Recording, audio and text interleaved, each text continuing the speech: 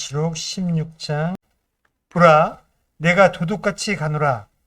깨어있어 자기 옷을 지키며 벌거벗고 다니지 아니하며 그들에게 자기 수치를 보이지 않는 자는 복이 있도다. 아멘. 말씀 시간 위에 기도하시겠습니다. 하나님 아버지, 또 오늘 주신 이 요한계시록의 말씀들을 저희들이 마음속에 또 깊이 새기기를 원합니다. 주님, 이 땅이, 이 세상이 어디를 향해 가고 있는지 이 말씀이 또 정확하게 우리가 볼 수 있도록 해주고 계십니다. 하나님, 이 말씀 또 이 성령님께서 가르쳐 주시고 또 저희들의 삶 하나하나 또 깊은 저희들의 마음속을 또 도려내 주셔서 저희들이 그것을 분명히 보고 또 주님이 원하시고 기뻐하시는 길로 저희들이 또 나아갈 수 있도록 도와주옵소서. 저희 몸 안에 살아계시는 우리 예수님, 그분의 이름으로 기도드렸습니다. 아멘. 앉으시겠습니다. 오늘 설교 제목은요, 주님을 뵐 때 그분이 도둑같이 보이지 않으려면, 그런 제목입니다. 주님을 뵐 때 그분이 도둑같이 보이지 않으려면. 자, 15절 말씀이 오늘 주제의 말씀입니다. 자, 이제 우리 5번째 금병심판까지 보았습니다. 이제 6번째 금병심판이 땅으로 부어지는 장면이 이제 12절에 통해서 우리 볼 수 있습니다. 자, 어떤 일이 벌어졌습니까? 물이 말랐는데요. 유프라테스 강, 그 강물이 말라버렸습니다. 자, 이게 마르니까 이제 어떤 일이 벌어지냐면 동방의 왕들의 길이 예비되었다 했어요. 우리 지난 시간에 금병심판과 나팔심판을 비교했습니다. 왜냐하면 굉장히 유사하고 또 그것이 이제 더 확장되면서 더 그 심판이 깊어지기 때문입니다. 자, 6번째 나팔을 천사가 불었을 때 어떤 일이 발생했습니까? 바로 여기 똑같은 강이에요. 큰 강이라고 하는 이 유프라테스에 묶여있던 네 천사가 풀려났죠. 자, 이 유프라테스 강이 이제 6번째 나팔 심판과 6번째 금병 심판에서 동일하게 나오고 있습니다. 여러분, 유프라테스 강은 어떤 강입니까? 이 강의 첫 번째 언급이 이 창세기에서 아주 일찍 등장합니다. 그리고 우리 성경 이 맨 마지막 성경인 이 요한계시록에서도 이제 하나님 심판 중에 가장 클라이맥스의 그 장면에서 등장하고 있습니다. 특별히 우리 창세기 2장 10절에서 보게 되면요. 여기 에덴에서 이 강 하나가 흘러나왔다고 나옵니다. 제가 읽겠습니다. 또 강 하나가 에덴에서 나와 동산을 적시고 거기서부터 갈라져 네 근원이 되었더라. 첫째 강의 이름은 비손이니 금이 있는 하윌라의 온 땅을 둘렀더라. 이제 13절입니다. 둘째 강의 이름은 기혼이며 바로 그것은 에티오피아의 온 땅을 둘러싸는 강이니라. 셋째 강의 이름은 히데겔이며 그것은 아시리아의 동쪽으로 흐르는 강이니라. 넷째 강은 유프라테스니라 했습니다. 자, 유프라테스는 에덴 동산에서 나온 흘러나오는 이 강의 이 지류고요. 그 지류가 4개의 강으로 이렇게 되었다고 우리 창세기에 나옵니다. 자, 우리나라에도 4대 강이 있죠.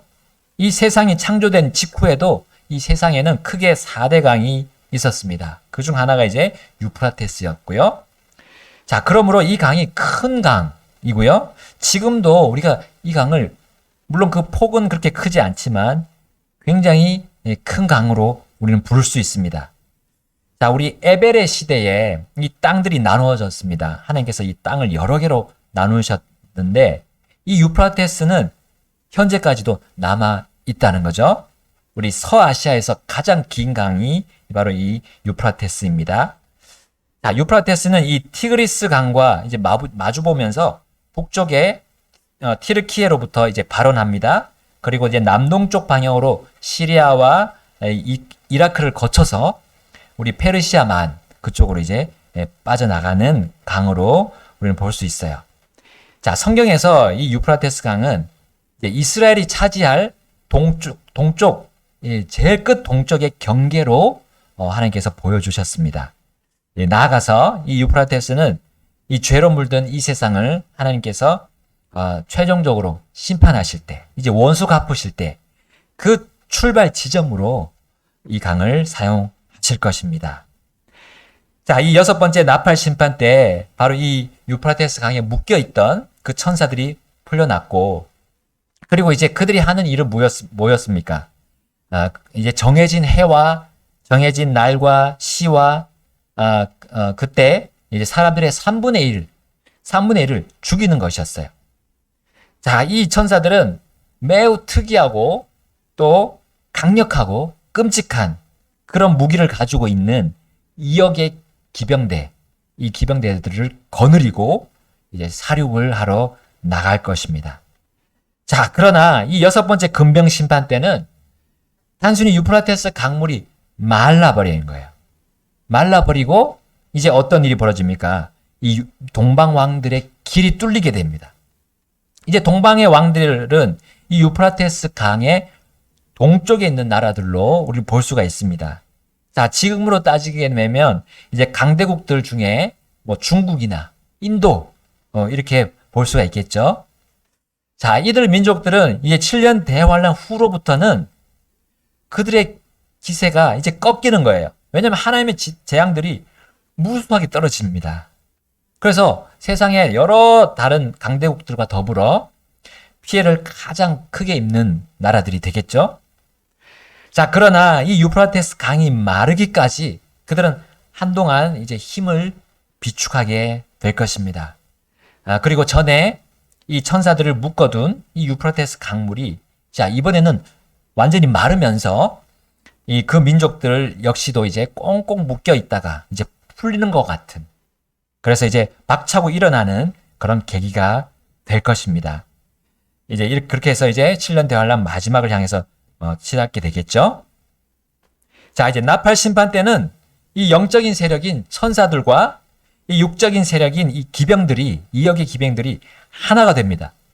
네, 그리고 이번 금병이 부어진 뒤에도 매우 유사한 비슷한 일이 벌어지는데, 이 육체의 힘들이 하나로 결집함과 동시에 이 영의 힘도 결집을 하는 거죠. 그리고 그들이 하나가 돼서 이제 전쟁터로 진군할 것입니다. 자, 이제 그 부분에서 우리 16장 오늘 본문에서 그 부분을 볼 수가 있습니다. 13절부터 14절 말씀 우리 한번 읽어보겠습니다. 또 내가 보니 개구리들 같은 부정한 새 영들이 용의 입과 짐승의 입과 거짓 예언자의 입에서 나오더라. 함께 읽겠습니다. 그들은 마귀들의 영들이니 기적들을 행하며 땅과 온 세상의 왕들에게 가서 하나님 곧 전능자의 저 큰 날의 전쟁을 위하여 그들을 모으더라. 아멘. 자, 우리 삼위일체 하나님을 모방하는 그 용과 짐승과 거짓 예언자의 그 입에서 이제 부정한 영들이 나오는 것을 이 요한이 보았습니다. 그리고 그 모양이 뭐가 같다고 했죠? 개구리. 개구리 알죠? 개구리는 알을 낳는데 어떻습니까? 한 개 낳습니까? 두 개 낳습니까? 엄청나게 많은 알을 낳죠. 그리고 이제 그 연못을 완전히 메워버립니다. 그리고 그 알들이 다 이렇게 붙어 있어요. 연결돼서 다 이렇게 붙어 있습니다. 따로따로 떨어지지 않아요. 이 번식력이 얼마나 대단합니까? 개구리가. 마치 그것처럼 이 마귀 사탄의 영들은 이제 전 세계로 나가서 이 무수한 사람들을 강력하게 하나로 포섭할 것이라는 거죠. 기적들을 행해서 그들의 마음을 완전히 하나로 사로잡을 것입니다. 또 왕들에게도 나가서 그 왕들의 마음도 하나로 결집시킬 거예요. 왜냐하면 우리 적그리스도가 지금 그 왕국을 만들었는데 계속 또 하나님의 금병 심판이 떨어졌잖아요. 그러니까 완전히 이 왕국도 믿을 만하지 않은 거예요. 이제 마음들이 다 분산되겠죠. 그러나 이 새 영들이 나와서, 이 부정한 영들이 나와서 그들을 하나로 모아서 오는데, 문제는 무엇입니까? 여기 하나님이 위에서 통제하고 계신다는 거죠. 하나님 그 전능자의 저 큰 날의 전쟁을 위해서 주님이 모으는 일에 이 부정한 영들이 사용될 것이라는 사실입니다. 자, 결국 주 예수님은 하나님을 모방하는 이 마귀 사탄조차도 사용하셔서 자신을 믿지 않는 자들을 결국에는 멸망으로 이끄실 것이라는 것을 우리에게 보여주고 있어요. 여러분, 이러한 심판은 사실 7년 대환란 시기에만 일어나는 일이 아닙니다. 단지 그 일의 규모가 전 세계 또 모든 민족들이 참여할 뿐이지요. 하나님은 항상 끝까지 회개하지 않는 자신을 거부하는 사람들은 늘 그렇게 심판해 오셨습니다. 마귀 사탄을 사용하셨던 거예요. 그리고 그들을 멸하셨던 겁니다. 자, 그리고 그들에게 자신의 심판이 어떻게 임하는지 이제 이렇게 표현해 오셨어요. 지금까지도 그렇게 하고 계십니다. 이 계시록 16장 15절 상반절에 보니까요. 뭐가 되어 있습니까? 뭐라고 나옵니까? 보라, 내가 도둑같이 가노라. 도둑같이 가노라. 여러분, 우리 주 예수님은 도둑질이 이 사람의 마음의 완악함들 중에 하나라고 말씀하셨죠? 그리고 예수님이 자신을 이제 양들의 목자라고 소개하실 때 자신과 반대되는 존재, 그 마귀 사탄을 도둑으로 비유하셨어요. 곧 도둑인 이 마귀 사탄이 양들에게 오는 것은 죽이고자 함이고 멸망시키려고 함이라고 말씀하셨습니다. 자, 그런데 이 마지막 날들에 대한 말씀을 하실 때 예수님께서 다시 오실 때 자신이 도둑같이 임한다고 말씀하셨던 거예요. 자신을 도둑에 비유했다는 사실입니다. 여러분, 믿는 자들에게는 예수님은 결코 사악한 그런 도둑이나 늑대같이 임하지 않으시는 거예요. 영원한 그들 성도들을 향한 사랑의 신랑으로 오시는 겁니다. 그러나 믿지 않는 자들에게는 정말 무섭고 사악한 도둑같이 올 것을 말씀하셨어요. 그들이 보기에 그렇다는 겁니다. 네, 예수님은 사악하신 분이 아니죠. 그러므로 예수님을 믿지 않는 사람들은 어떻게 하라는 거예요? 어서 주님을 믿고 받아들이라는 그 의미로 도둑을 예로 드신 거예요. 그러나 마지막 금병 심판 때에는 이제 더 이상 돌이킬 수 없는 지경에 이르는 겁니다. 그 전까지는 자신이 도둑같이 임할 터이니 너희들의 그 집이 뚫리지 않게 준비할 수 있는 그 시간을 주셨던 거예요. 그러나 이제는 도둑같이 가노라 하시면서 이미 출발했음을 말씀하신 겁니다.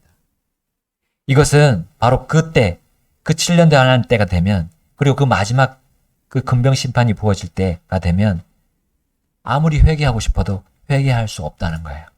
구원의 기회가 영영 사라질 것이라는 것을 의미하는 내용입니다.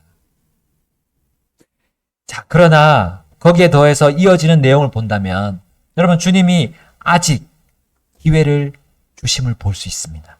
자, 16장 15절 하반절, 깨어있어. 거기부터 우리 같이 읽겠습니다. 깨어있어. 시작. 깨어있어 자기 옷을 지키며 벌거벗고 다니지 아니하여 그들에게 자기 수치를 보이지 않는 자는 복이 있도다. 아멘. 여러분, 왜냐하면 이 말씀을 왜 하셨습니까? 요한에게 그 미래를 보여주던 그 당시에는 아직 그 날이 이르지 않았잖아요. 또한 우리 시대도 그렇습니다. 그러므로 벌거벗지 말고 자기 옷을 입고 기다리라. 내가 올 때를 기다리라 라고 말씀하셨던 거예요. 자, 우리 예를 들면, 우리 누가 우리 집에 방문한다고 해보세요. 네. 우리는 뭐 속옷이나 어떤 잠옷을 입고 그 방문자를 맞이하지는 않을 겁니다. 뭐 배달을 시켜서 배달 그 기사가 온다고 해도 우리 뭐 체육복 정도는, 추리닝 정도는 입고 가서 맞을 거예요. 근데 우리 배달원들의 그런 증언을 한번 이렇게 들어보니까 어떤 사람들 문을 열어주면서 잠옷바람을 입고 있는 거예요. 그리고 막 속옷이 막 보일 정도로 그런 옷을 입고 막 나와서 물건을 받는다고 합니다. 아니, 뭐 남자는 모르겠어요. 여자도 그런 여자들이 있다는 거예요. 어처구니 없는 일이죠. 여러분, 하물며 우리 주 예수님께서 오신 오시는데 벌거벗지 않도록 준비하고 있으라는 이 말이 너무나 당연한 거 아닙니까? 어떻게 우리가 편한 대로 주님을 맞이할 수 있겠습니까? 그것은 그 사람들에게는 복이 없다고 말씀하십니다. 여러분, 이것은 불신자에게도 말씀하시지만 우리 믿는 성도들에게도 말씀하시는 거예요. 여러분, 아직도 자기 옷이 없는 사람이 있습니까? 여기 나오는 자기 옷. 이 자기 옷은 주님이 주신 구원의 옷입니다. 의의 옷이라는 거죠. 그러나 주 예수님을 믿지 않은 그 모든 사람은 그 주님이 주신 구원의 옷이 없는 거예요. 그러므로 그들은 영적으로는 벌거벗고 다니는 것과 같아요. 벌거벗고 있으면 바로 하나님을 거부하고 우리 주 예수님을 믿지 않는 그 죄를 당연시하고 있는 것과 같습니다. 그들은 술 취한 자들과 같다는 사실이죠. 우리 술 취한 자는 어떻습니까? 깨어있지 못한 자입니다. 정신이 지금 술에 지배받고 있어서 깨어있지 못하는 거예요. 그리고 그들이 하는 일은 뭡니까? 술주정뱅이 하는 일은 더러운 일밖에 없어요. 그들 속에 있는 더러운 것을 그들의 입과 혀를 통해서 내뱉습니다. 그리고 이제 어떻게 됩니까? 음식물도 그들의 입 밖으로 토해져 나오죠. 그리고 스스로 부끄러움, 그 수치를 보이는 자들이 이 술 취한 자들입니다. 여러분, 이 세상은 술 하면서 그 하는 일이 뭡니까? 그 술 마시면서 자신의 일이 술술술 잘 풀리기를 원해요. 술을 마시면서 술술술 잘 풀리기를 기대합니다. 그래서 사람들하고 함께 모여서 부어라 마셔라 하는 거죠. 그러나 그 결과는 어떻습니까? 비참할 뿐입니다. 벽을 잡고 토해내버리는 거죠. 그리고 결국은 주 예수님께서 도둑같이 그들에게 임할 날에 그 일을 갑자기 당하게 될 겁니다. 어서 빨리 내가 죄인임을 인정하고 회개하라는 말씀이에요. 그러면 너에게 복이 있다라는 말씀입니다. 여러분, 주님은 다른 성경에서 뭐라 하셨습니까? 아나데마 마라나타라고 하셨어요. 아나데마 마라나타 무슨 뜻입니까? 주를 사랑하지 않으면 주께서 오심으로 저주를 받을 것이다 라는 말이에요. 굉장히 무서운 말입니다. 주님을 사랑하라는 말이에요. 그것은 주님을 구주로 빨리 받아들이라라는 겁니다. 주의 날이 오기 전에, 주님이 공중에 임하기 전에 받아들이라는 말이죠. 여러분, 하나님의 아들 예수님을 구주로 받아들이면서 그 아들께 입맞춘 성도들은 이러한 세상에서, 이 술 취한 세상에서 살아가고 있습니다. 그러므로 우리는 그들에게 얼마든지 영향을 받을 수 있어요. 그래서 주님은 오늘 본문 15절 말씀을 통해서 우리에게도 촉구하십니다. 깨어있으라 했어요. 깨어있어 라고 말씀하셨어요. 그들이 자신들의 뜻과 이 세상 사람들이 믿지 않는 사람들이 마음대로 흥청망청 살아가는 것을 우리가 볼 때 우리 어떻게 하라는 겁니까? 그들의 모습을 조금이라도 본받을 생각을 하지 말라는 거예요. 주님을 모르고 믿지 않는 사람들의 그 모습은 겉으로는 깨끗한 것 같습니다. 멀쩡한 것 같아요. 그러나 그들의 속은 더러움으로 가득 차 있다. 주님이 그 속에 없기 때문에, 성령님이 그 속에 없기 때문에 그들은 어쩔 수 없이 그렇게 살아가는 거예요. 결국 주님 앞에서 더러운 모습으로 계속 살아가고 있는 거예요. 여러분, 그들이 주님을 믿어서 주님이 성령님과 함께 그들 안으로 들어오지 않는 이상, 그들이 그럴 수밖에 없음을 우리는 인정하고 그렇게 그들을 바라봐야 됩니다. 그렇지 않으면 주님은 그들을 구원할 필요가 없습니다라고 여기는 것과 같아요. 여러분, 깨어있는 것, 나의 옷, 이 구원에 합당하게 사는 것, 벌거벗고 다니지 않아서 수치를 보이지 않는 것이 여러분 우리 각자에게 적용되려면 여러분 우리 성도들은 세상과 동화되면 안 됩니다. 주님을 믿는 자에게는 도둑같이 예수님이 오시기를 원하지 않으세요. 주님은 성도들이 자신의 오는 것을 보고 깜짝 놀라서 아연질색하지 않기를 원하세요. 전혀 예상 못했다는 듯한 그 표정을 짓지 않기를 우리 주님은 우리 성도들에게, 우리 주님의 자녀들에게 원하십니다. 왜냐하면 주님은 자신의 성도들에게 이미 자신이 임할 것을, 자신이 오실 것에 대한 그 말씀들을 다 주셨기 때문입니다. 우리 12 제자들로부터 시작해서 주님의 첫 교회, 그리고 그 교회에서 나온 세워진 많은 교회들에게 주님이 반복적으로 그 말씀을 하시면서 격려해 주셨어요. 우리 특별히 바울을 통해서 말씀하셨어요. 데살로니가전서 우리 5장으로 한번 가보겠습니다.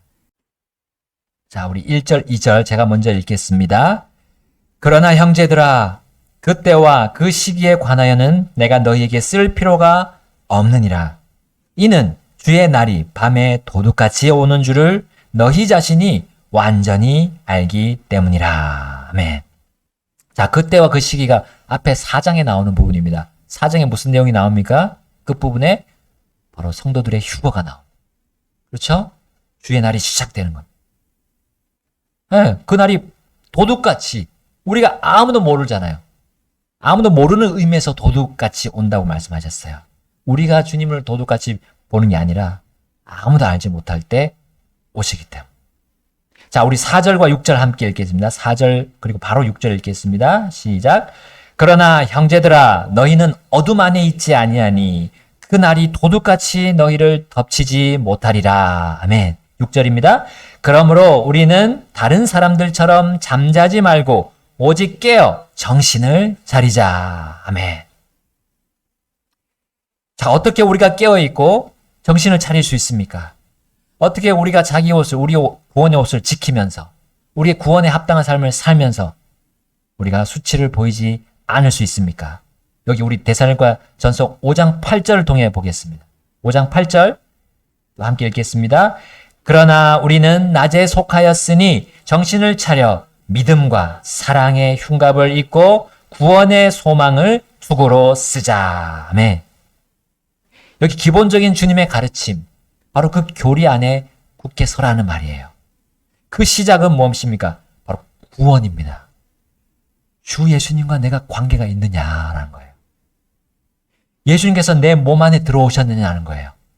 성령님과 함께, 우리 지난 주일에 배운 것처럼 성령님과 함께 정말 내 몸 안에 들어오셔서 살고 계신지, 그것이 확신이 있어야 돼요. 그 확신이 없으면 내 삶이 자꾸 반복되는 거예요. 이상하게 뭔가 질서가 계속 안 잡히는 거예요. 신앙생활이 계속 이 헛다리 짚는 거예요. 네. 그리고 교리의 바람에 흔들리는 겁니다. 어제 우리 바람이 얼마나 셌습니까? 교리의 바람도 그만큼 셉니다. 제가 여기 있었는데 건물이 막 흔들리더라고요. 진동이 왔습니다. 그러한 그것보다 더 심한 바람이, 교리의 바람이 그를 흔들 거예요. 여러분, 구원의 확신이 없으면 그러한 삶을 살 수밖에 없어요.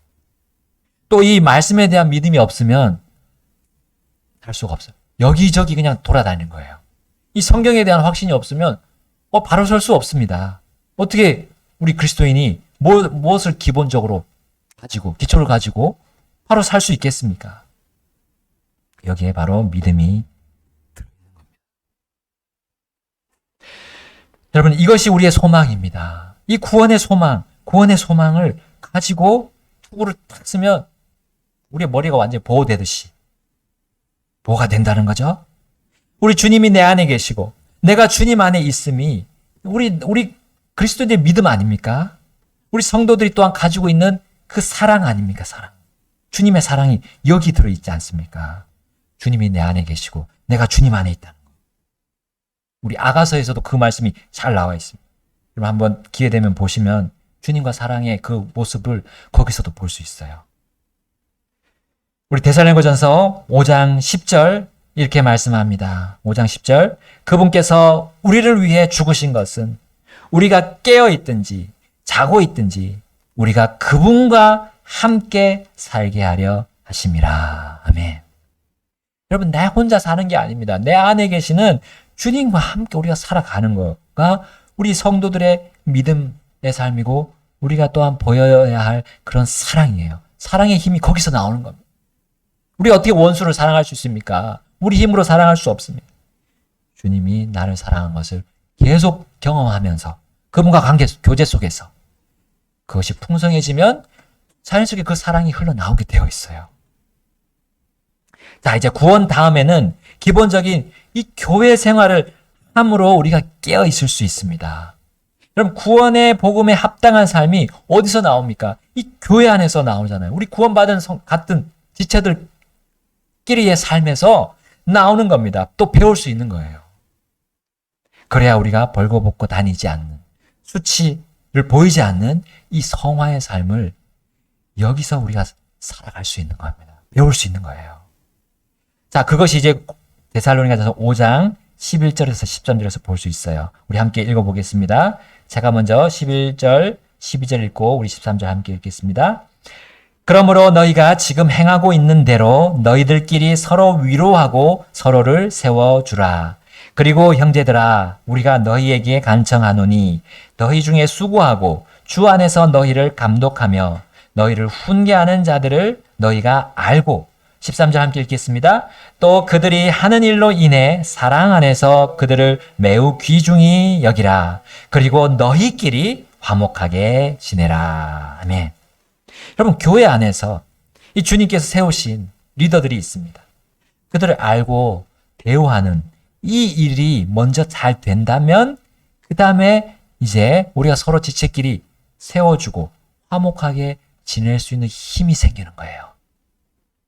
여러분, 이렇게 하고 있는 성도들은 그들이 사람들에게 하는 것 같이 보이지만 아니라는 거예요. 죽게 하는 거예요. 주님께 하는 겁니다. 여러분, 예수님이 뭐라고 말씀하셨어요? 이 가장 작은 형제에게 한 것이 나에게 한 것이다 라고 하셨어요. 그리고 거기에 대한 보상을 받을 것이다 라고 말씀하셨죠. 약속해 주셨죠?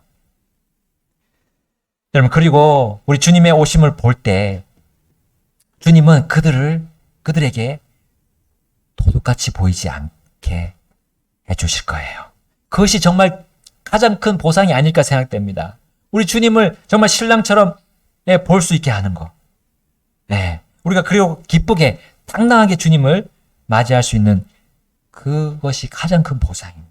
그것을 하기 위해서는 이 교회 안에서 우리 주님을 배워야 돼요. 그러나 주 예수님을 도둑같이 맞이하게 될 사람들은 어떻게 됩니까? 이 데마와 같이 세상을 사랑해서 주님의 성도들을 떠나게 될 것입니다.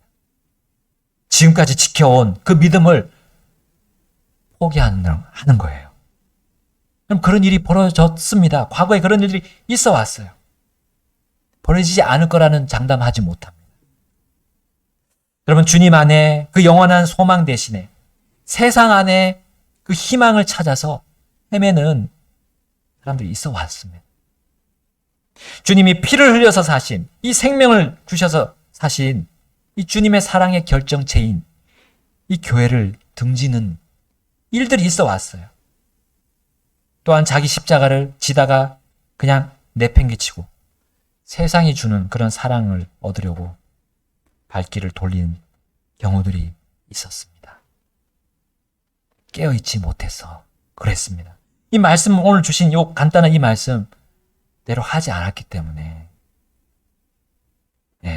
깨어있지 못하고 잠에 빠져 있었던 겁니다.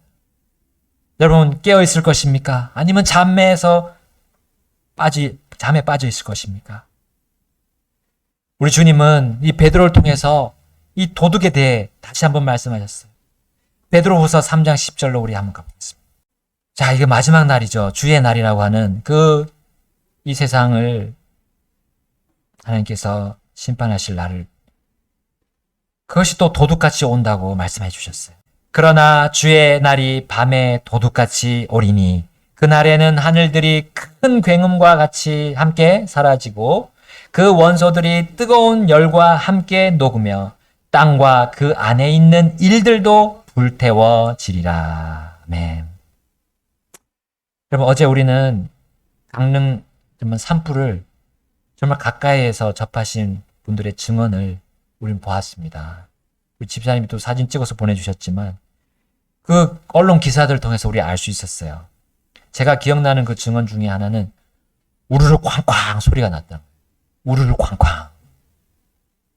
바람이 막 세차게 불고 막 불시간 엄청난 속도로 날아가는 그 동안에 이 소리가 들릴 수 있을까 저는 생각이 되는데, 아니 어떤 아주머니가 우르르 쾅쾅 하는 소리를 들었대요.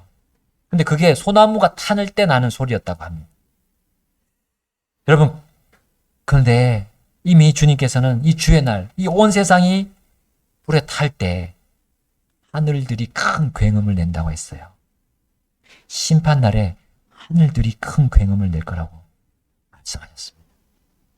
소나무 숲만이 아니고 집들만이 아니라 온 세상이 그 굉음을 내면서 불태워지는 날이 도둑같이 임한다고 말씀하셨어요. 경고하셨습니다. 믿지 않는 사람들이 그 믿지 않음을 자랑하지 말라고 경고하셨습니다. 여러분, 우리는 어떻게 주님을 도둑처럼 깜짝 놀라면서 만나 뵙지 않을 수 있을까요? 우리 베드로를 통해서 말씀하셨습니다. 13절부터 14절 함께 읽겠습니다. 베드로후서 3장 13절부터 14절 읽겠습니다. 시작. 그럼에도 불구하고 우리는 그분의 약속에 따라 의가 거하는 새 하늘들과 새 땅을 기다리느니라. 그런즉 사랑하는 자들아, 너희가 그러한 것들을 기다리나니 너희가 점도 없고 흠도 없이 화평 중에 그분께 발견되기를 힘쓰라. 아멘. 그리고 우리 17절부터 18절 말씀입니다. 제가 읽겠습니다. 그러므로 사랑하는 자들아, 너희가 이것들을 미리 알았으므로 너희 또한 사악한 자들의 오류에 이끌려 너희 자신의 굳건함에서 떨어지지 않도록 주의하라. 우리 함께 18절 읽겠습니다. 오직 은혜 안에서 자라고 우리 주시며 구주이신 예수 그리스도를 아는 지식에서 자라가라. 그분께 영광이 지금 그리고 영원토록 있을지어다. 아멘. 어떻게 우리 주님을 도둑을 만나는 것처럼 깜짝 놀라면서 만나 뵙지 않고 신랑처럼, 그동안 기다려온 사랑스러운 신랑처럼 우리가 뵙게 될까요? 여기 말씀하셨습니다. 주님이 알려주시는 은혜 안에서 자라라 했어요. 그 은혜가 누구심이? 바로 우리의 주시며 구주이신 예수 그리스도입니다. 예수님에 대한 지식, 우리 주님에 대한 지식이 우리가 다 가지고 있지 않습니다. 우리가 살아가는 동안 계속 가져가야 되는 겁니다. 이 은혜의 말씀 안에서 우리 그분을 매번, 매일, 또 매년 다르게 그분에 대해서 생각할 수 있어요. 또 발견할 수 있다는 사실입니다. 그것이 은혜라는 겁니다.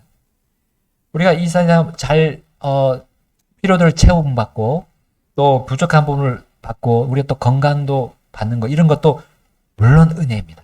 근데 사실은 은혜의 주체이신 우리 주 예수님을 알아가는 것보다 더 큰 은혜는 없습니다.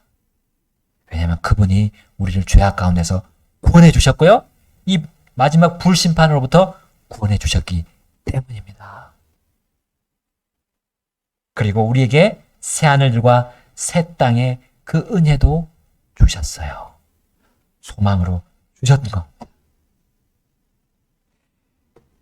그래서 우리 사악한 자들의 이 오류들, 이 세상에 헛되고 꾸며낸 이야기들, 그것을 의지하지 않고 그것을 보지 않도록 말씀을 주셨어요.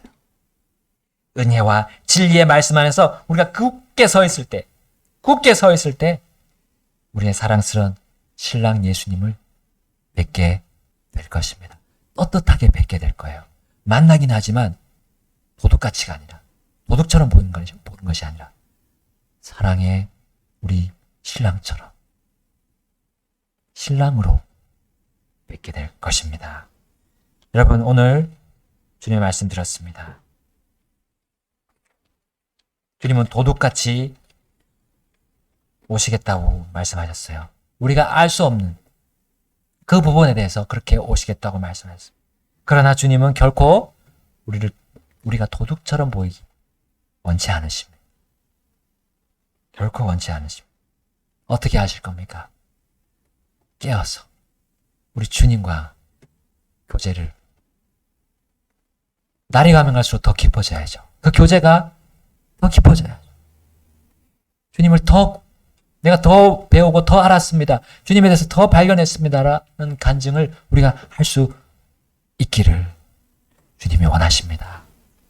이 시간 우리 주님 앞으로 나가셔서 마음을 들이시고 결단하시겠습니다. 주님 오시는 일 더딜 때 나는 이뤄진 혼을 찾아가리라. 다시 태어나게 하시는 주의 권능을 기대하면서 전하리. 주님 언제쯤에 오실까? 그때까지 기회 있으니 죄인 향하신 그 사랑 나는 말하리라.